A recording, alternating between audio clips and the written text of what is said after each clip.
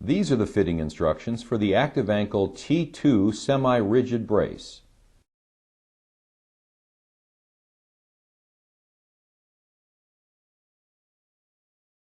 This brace will fit your left or right ankle. Adjust the large fastening strap by sliding it up for high-top shoes or down for low-top shoes. Positioning the strap in the center will allow you to remove the strap for washing.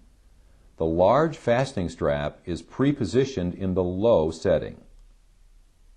Place your Active Ankle brace inside the shoe with the logo label positioned so that it will be on the outside of your ankle. If your shoe has a removable insole or orthotic, place the Active Ankle brace under it for additional comfort. If doing so, we highly recommend removing the white heel pad.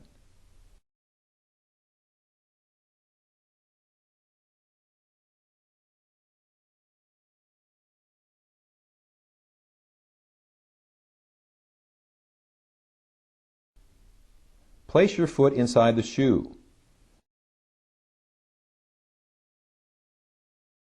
Make sure to adjust the pivot points to be in line with your ankle bones.